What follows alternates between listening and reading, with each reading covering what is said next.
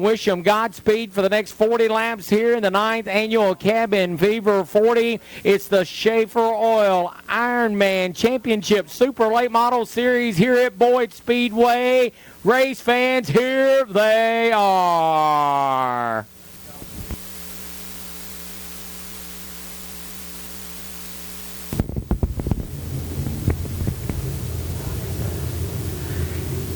And once we get out of the four-wide formation, they will let them break out and get just a little bit of heat in the tires before we bunch them up 2x2 double file, just like Noah took the animals on the ark, and bring them to green for 40 laps. Shanon Buckingham, who picked up a win at Tri-County in 2016 with the Southern National Series, looking to possibly get a win with the Schaefer's Ironman Series here tonight. Ladies and gentlemen, boys and girls, it's showtime. We're underway.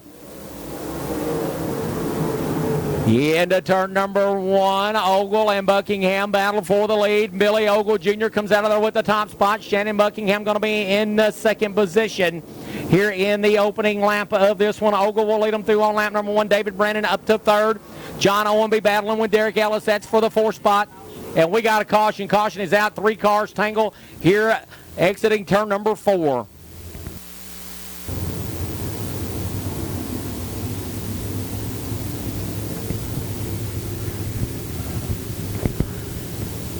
So take 2 on this one. Buckingham and Billy Ogle Jr. will bring them to green off for it. Here we go. Buckingham going to jump to the race lead this time. Billy Ogle Jr. will be in second. Justin Litchford going to be third. John Ownbey fourth. David Brannon at fifth here as they work the opening lap of this one. And work beneath Ownbey for fourth, but not able to get it done. Dale McDowell rides in the 6th position. Derek Ellis is 7th. Austin Horton 8th. Ray Cook 9th. Here on the opening lap of this one, Mark Page is 10th. And Page about to get the 9th spot away from Cook. He'll have that done as we've got 2 in the books. And Shanon Buckingham in front in that number 50 machine. Billy Ogle Jr. rides in position number 2.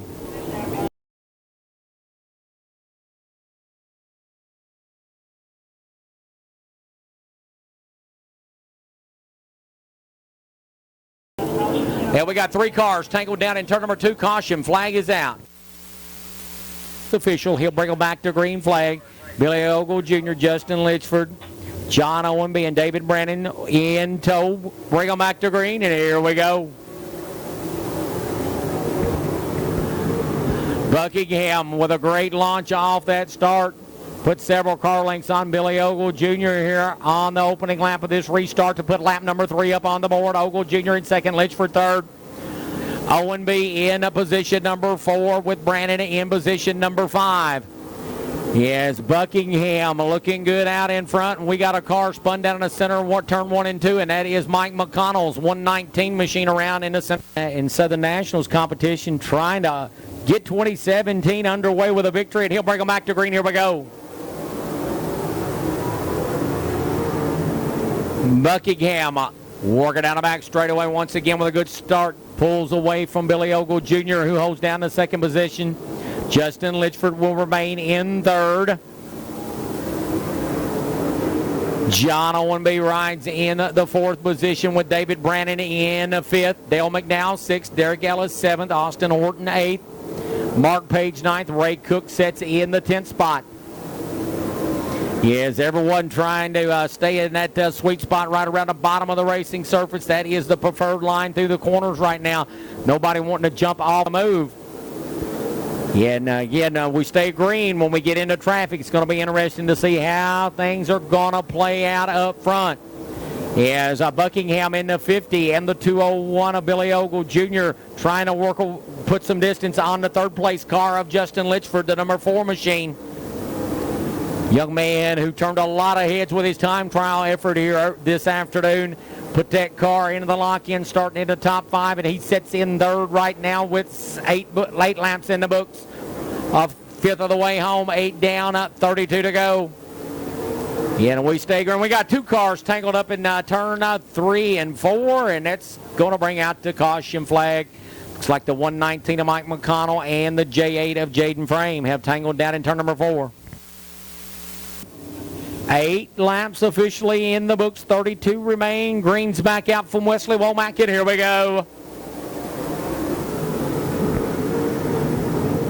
Buckingham again with a good start. Gets a good run off turn 2 down the back straightaway. It's about 4 car lengths on second place running Billy Ogle Jr. as we start to approach the 1/4 mark of this Cabin Fever 40A main event. Buckingham leading the way. Ogle Jr. second, Litchford third, Ownbey fourth, and Brannon fifth as we're a quarter of the way home right there. 10 in the books, 30 remain. Yeah, and again, you got to ask yourself what's going to happen if we stay green long enough. If they get to traffic, business could definitely pick up at the point, and it may do it before that. Is Billy Ogle Jr. in the 201 trying to close in on race leader Shanon Buckingham as they race off turn 2 down the back straightaway. Buckingham, a former top 5 finisher in the World 100, showing the way here with the multi-time Tazewell Speedway track champion Billy Ogle Jr. nipping at his heels. And Buckingham's machine a little loose in the center of 1 and 2. Ogle thought about taking a run, but drops back in behind him as they race into turn number 3 there. As we've got a baker's dozen, a lucky 13 in the books now. Shanon Buckingham and Billy Ogle Jr. trying to drive away from third place running Justin Litchford at this point and trying to settle this thing amongst themselves as they put another lap on the board. They race through turns 1 and 2. Buckingham's machine appears to be a little loose in 1 and 2. The car starting to maybe loosen up a bit here as the race goes on. And don't know if it's going to be a good or a bad thing. We'll just have to wait and see what happens for Buckingham. Billy Ogle Jr. right there on him in the second spot. And Justin Litchford now in the number 4. He's starting to gain ground on that front 2 just a bit as John Ownbey holds down that 4th spot still. David Brannon rides in 5th. Dale McDowell is 6th. Derek Ellis 7th. Austin Horton 8th. Mark Page 9th, and Ray Cook the final car in the top 10 battle for the lead. But we got a caution. Caution is out as Donald McIntosh has slowed up in turn number 4. Oh my. Billy Ogle Jr. was about to make a run for the lead right there. David Brannon 5th. 17 in the books. 23 remain, just about to the halfway mark of this one. Billy Ogle Jr. had flexed some muscle right there prior to that green. Let's see what happens here on this restart. Buckingham again able to scoot away from the field. As we'll put lap number 18 up, let's see if Billy Ogle may take him a couple of laps to get the heat built back up in the tires and make a run on Buckingham as he was doing prior to that last caution flag waving. 1 lap shy of the halfway point this time by Buckingham, the leader. Billy Ogle Jr. still second. Justin Litchford third. John Ownbey fourth. David Brannon 5th. Dale McDowell 6th. Derek Ellis 7th. Austin Horton 8th. Ray Cook now 9th. And James Williamson is 10th. And we got caution.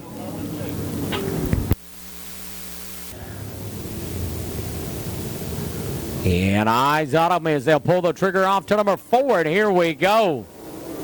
Buckingham with a good restart that time. Got a good on the start there off turn number 4. And we're going to come to the halfway signal right here. We'll have 20 down, 20 to go. This time by halfway to the house in the 9th annual Cabin Fever 40. Buckingham on the point. Billy Ogle Jr. second. Justin Litchford third. John Ownbey fourth. David Brannon is 5th. Dale McDowell holds down the 6th spot. Derek Ellis is 7th. Austin Horton 8th. Ray Cook 9th. James Williamson, the Ivell Kentucky native, in the final spot in the top 10. But now he's going to lose 10th to the R1 of former Cabin Fever 40 winner Riley Hickman.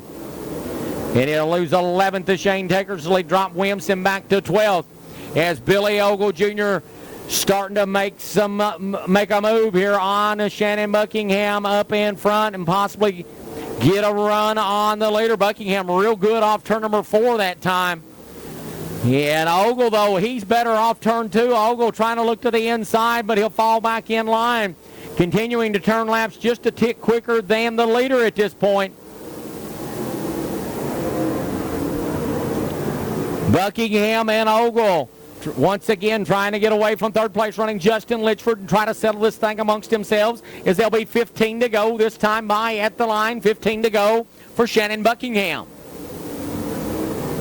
Buckingham's machine appears to work better through turns 3 and 4, but Billy Ogle Jr.'s mount better through turns 1 and 2 at this point in the race with 14 to go.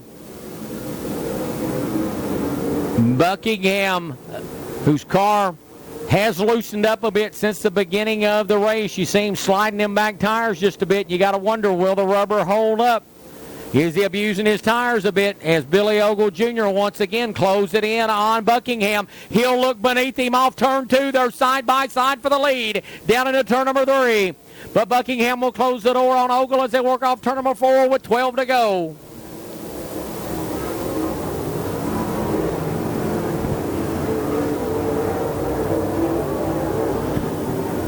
Yeah, that action let Justin Litchford roll in on the front 2 as well as we've got 11 to go this time by. This one may not be over yet. Ogle again with a nice run off the bottom of turn 2. Looks to the inside of Buckingham, but Buckingham is going to close the door. And these two better keep their eyes on Justin Litchford as he's closed in on the rear bumper of Billy Ogle Jr. And we got a car slowing up at the top of turn 1 and 2. And caution flag is out. Caution is out. Mike McConnell's 119 slows. It gained ground on the front 2. As Buckingham bringing them to green here off of turn number 4 with 10 to go. And we're back underway.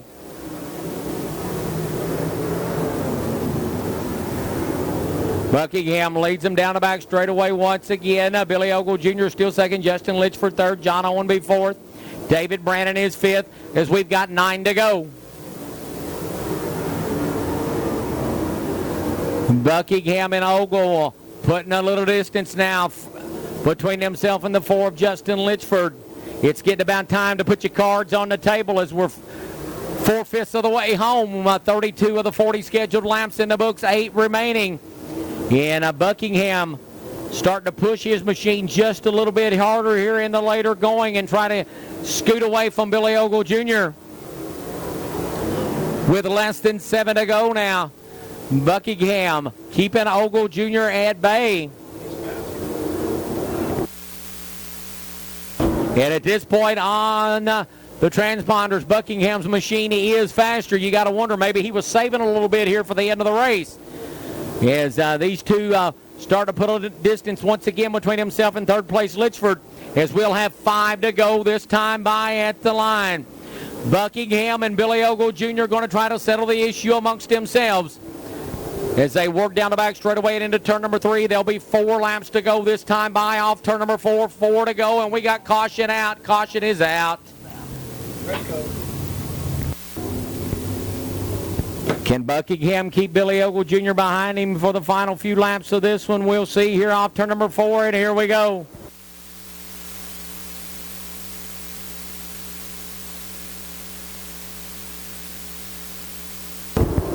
We'll have 4 to go this time by. Shanon Buckingham 4 laps away from victory here at Boyd Speedway.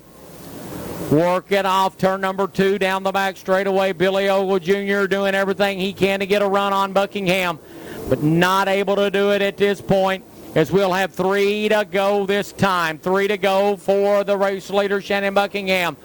He and Billy Ogle Jr. going to settle it amongst themselves. Justin Litchford in third. John Ownbey fourth. David Brannon fifth. As we'll see the 2 to go signal right here. 2 laps remain.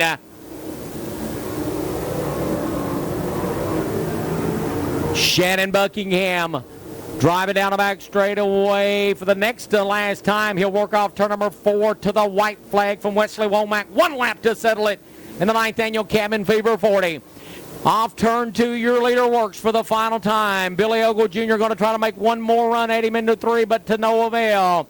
Shanon Buckingham will be the winner of the 9th annual Cabin Fever 40. Billy Ogle Jr. comes home second. Justin Litchford will be third. John Ownbey fourth. And David Brannon completes the top 5.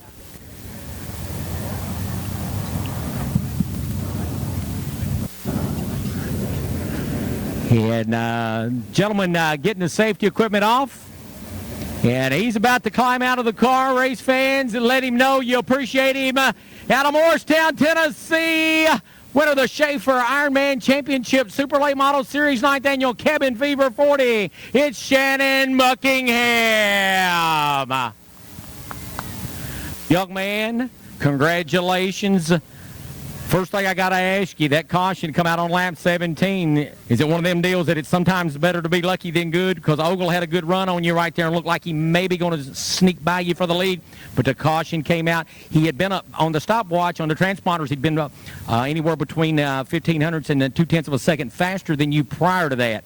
Yeah, definitely the luck played into my favor right there. This creeping around the bottom was getting to me. I felt like I needed to send it in there. I mean, the car's really good getting in, but, if you miss that patch of rubber coming off, obviously you guys saw what happened. I missed it twice, once down here and probably let him get on me, and then I missed it down here in 3 and 4. My crew guy, JC, and then Matt with Hoosier, they were both up there going, telling me to slow down. So it was a lesson in discipline just to try to, slow down to, keep the car on the bottom, maybe go a little faster. But anyway, appreciate Billy for driving me clean. I'm sure he probably could have darted me around any corner down there. I really appreciate that. So definitely be giving that back to him the next opportunity. I like to race clean. I really appreciate it when somebody does me the same. And talk about that there.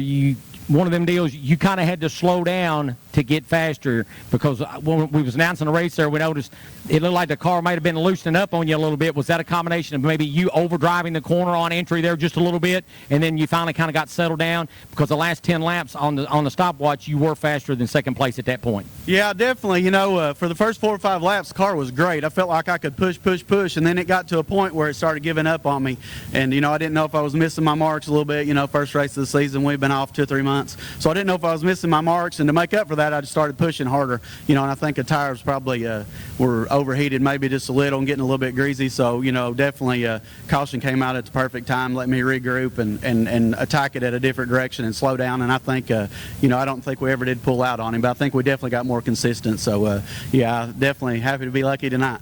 No, you got some sponsors you want to thank. We'll let you do that here and let these photographers get your picture made, sir. Oh yeah, definitely. Roger Sellers at Tennessee RV, man, he funds this whole deal. He's a great sponsor, great friend. We've just had a blast. We started this deal in March last year, and it's just been a wonderful roller coaster ever since. We've just had a blast. I got a teammate, Robbie, had a little bit of bad luck tonight in the Consi, but he'll be back for 411 here in a couple of weeks, and we'll be running strong. But yeah, want to thank all these sponsors on the cars. First race of the year, so I don't have them all in my head real clear, so I'm not even going to try. Just want to thank Roger for all the support and putting me in good equipment. So I want to thank Hoosier Tires too, because like I say, Matt was up there. I think he was as nervous as I was. He was doing all he could, pointing and poking and trying to tell me what to do. So thanks to him. Big round of applause once again, race fans. Shanon Buckingham, winner of the 9th Annual Cabin Fever 40. Get one with you real quick. And he's tired. He's sitting in the car. It's up to you, sir. It's whatever you want to do, or we can get you right here. Billy Ogle Jr., second place, runner-up, finishing the 9th Annual Cabin Fever 40. Shanon made the comment there. He might have been lucky. That caution come out on lap 17. He had kind of missed the rubber coming off 4 right there before that caution come out. And at that point, you had been a little bit quicker on the stopwatch than what Shanon was. But he kind of settled down there and quit overdriving his race car. And it looked like the last 10 laps, your car may have gave up just a little bit and didn't have wasn't quite as good as it was the first half of the race. I think maybe my left rear, I had a softer left rear. It might have started slipping a little, but I know when he started, he wasn't driving in as hard. That kind of helped him. He was getting off the corner better when he didn't get in so hot. When he got in that hot, that one time he got in hot, that's how I was able to, pass him. But the caution, came out. But I felt like he kind of started hitting his marks and easing into the corner a little better, and that made him better. So he was really going to have to mess up pretty good for me to get by him. I think we were probably about the same. Other than that, the start of the race was everything. That first start was good for me, and then the caution came out, and then the second one, he was fired better than me, and I had to just tuck in behind him. I knew not to get too far out there because I'd start slipping if you get out of that streak. There's kind of an orange streak you can see there, and you try to keep your right rears in that when you can. No, this got to be a big momentum booster, though, for you and the Vanover Motorsports team to kick off the 2017 season with a great run and a runner-up finish. And I know you guys looking forward to a big, great racing season here in 2017. Yeah, this is a good start for us. This is the old car. We just bodied it and changed a few things on it that we thought was off, and it did make it definitely better in the slick, for sure. I've struggled in the slick with this car pretty much the whole time except today. That's the best it's been, but the car's always good on a wet, heavy track because we got, custom race engines, and those things have a lot of power, and you just can't use them on these slick tracks like that. But definitely good start for us. We got another car coming, and hopefully we can add to it with the new car and just keep getting better and maybe get a win. Give him a big round of applause. Billy Ogle Jr. runner-up finish here in the Cabin Fever 40. And the young man in the third-place finisher here getting congratulations. Justin Litchford, young man, great run, third-place effort for you here in the Cabin Fever 40. You got to be tickled to death. Had a great qualifying performance, put you in the cars that were locked in, got you a good starting spot. And at one point there, when that caution came out with about 10 to go, them two guys that got to racing a little bit, and I told everybody, I said, I believe business is about to pick up. This young man in his Ford's going to sneak in here and be a player. Talk about your run tonight. Well, we did time in good, and that was the most important thing, the way the racetrack was. But I seen them racing hard there, and this is like a win for me, so I was just trying not to screw up. So I didn't want to get up in there and get up out of the rubber and let them get by me. So, they was going to have to really mess up for me to get by them. So, but, I'd like to thank Richard Austin Trucking, David Tyndall & Sons Carpet, Ronnie Wilkman with Race Engine Design, Engines, Shorty Shocks. We just put this set on here about 2 weeks ago, and the car's been really good. And especially like to special thanks to Rebel Fab, Griffin Kinsey. We lost him about a month and a half ago, and he was a good buddy of mine, and he did a lot of work on this car and for a bunch of my friends, and I'd like to dedicate this to him. Real quick, are we going to see you do some more super late model racing here in 2017, young man? You never know. We might run here, or maybe Winchester or something where a steel motor can get it done. But you never know. We might. Give him a big round of applause. Justin Litchford with a third place finish here in the Cabin Fever 40.